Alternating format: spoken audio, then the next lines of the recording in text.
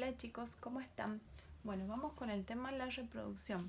¿Qué relación tiene este tema con lo que ya veníamos viendo? Porque nosotros vimos distintos mecanismos de división celular en realidad. Cuando vimos mitosis, vimos que en el caso de los organismos que son unicelulares eucariotas, sirve como mecanismo de reproducción, ¿sí? Y en el caso del proceso de meiosis, vimos que es muy importante porque ahí es donde se producen las gametas o las células sexuales, por ejemplo, óvulos y espermatozoides. Entonces, por eso es que continuamos con la reproducción porque están estos temas este tema está ligado a los temas anteriores, ¿sí? Bueno, a continuación vemos los diferentes tipos de reproducción. Tenemos dos tipos. El primero, por ejemplo, la reproducción asexual, ¿sí? En la reproducción asexual interviene un solo progenitor en este proceso, ¿sí? Y los descendientes van a ser idénticos al progenitor y entre ellos, es decir, son prácticamente clones, ¿sí? Se producen clones. Mientras que en la reproducción sexual participan dos progenitores y los hijos van a ser diferentes a esos progenitores y entre ellos.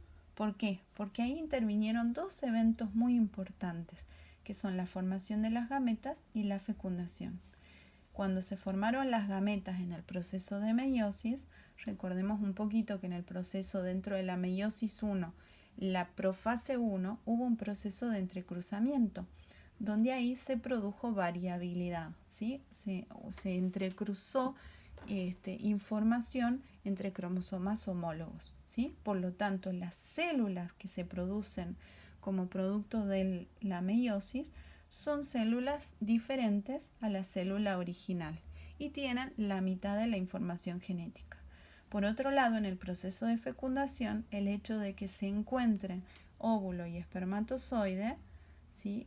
Cada uno de los padres o de los progenitores contribuye con la mitad de la información genética, ¿sí? Por lo tanto, ahí se generan individuos únicos y totalmente distintos, o sea, con aporte de la información de ambos progenitores, pero ya con características propias y únicas distintas a las progenitores y distintas a la de los hermanos, ¿sí? ¿Cuáles pueden ser las ventajas y desventajas de estos tipos de reproducción? En el caso de la reproducción asexual, hemos dicho que participa un único progenitor y generalmente no hay gasto de energía para la producción de gametas, porque de hecho estas células no se producen. Mientras que en la reproducción sexual intervienen dos progenitores, ¿sí? Pero para que se puedan producir las gametas requiere una madurez sexual, ¿sí? Por lo tanto, la energía que se invierte es mucha y además es a un mayor plazo. Después, en la reproducción asexual, en muy poquito tiempo se forman muchísimos individuos, ¿sí? Es decir, que la población crece rápidamente o exponencialmente, mientras que en la reproducción sexual se mantiene el tamaño de la población de generación a generación. ¿Esto qué quiere decir? Generalmente, un individuo, digamos, cuando se reproduce por la vía sexual, va a tener generalmente poquita descendencia. Estamos hablando de 2 o 3 individuos, ¿sí? Porque la mayor parte, muchos de ellos tienen cuidado parental, no en todos los casos, pero sí. Entonces, generalmente, cuando ocurre reproducción sexual, el tamaño de la población se mantiene más bien constante de una generación a la otra, ¿sí? Y luego, en el caso de la reproducción asexual, todos los descendientes son iguales entre ellos, dijimos, e iguales a los progenitores. Entonces, esto es una ventaja, pero cuando las condiciones ambientales son estables, ¿sí? ¿Por qué? Porque todos vienen acostumbrados a un ambiente con determinadas características, pero se convierte en una desventaja cuando cambian esas condiciones ambientales, porque lo más probable es que si es un cambio brusco, muchos de ellos o la mayoría no sobreviven, se mueren, ¿sí?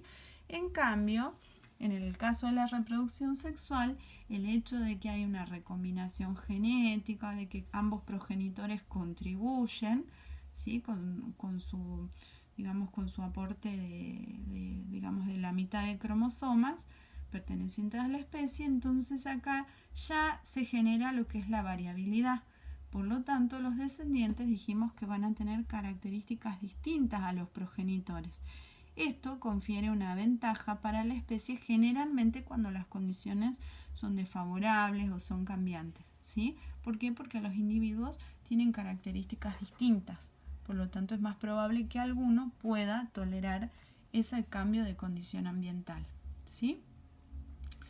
Bueno, el origen de la reproducción sexual, ¿sí? Se cree que la primer forma de reproducción fue en realidad la asexual, que aproximadamente surgió hace 3.000 millones de años, o sea, prácticamente muy cerquita desde que se formaron las primeras células procariotas, ¿sí? En realidad no es un mecanismo de reproducción sexual propiamente dicho, pero en este caso las células procariotas se reproducen por un mecanismo que se llama conjugación, donde se unen dos bacterias y una transfiere parte de su material genético a la otra. Por lo tanto, ya hay una recombinación de material genético y hay variabilidad, ¿sí? Luego, lo que es la reproducción sexual en eucariotas, se piensa que surgió más o menos o aproximadamente hace 1.500 a 2.000 millones de años, ¿sí? Tipos de reproducción asexual. Acá tienen algunos ejemplitos.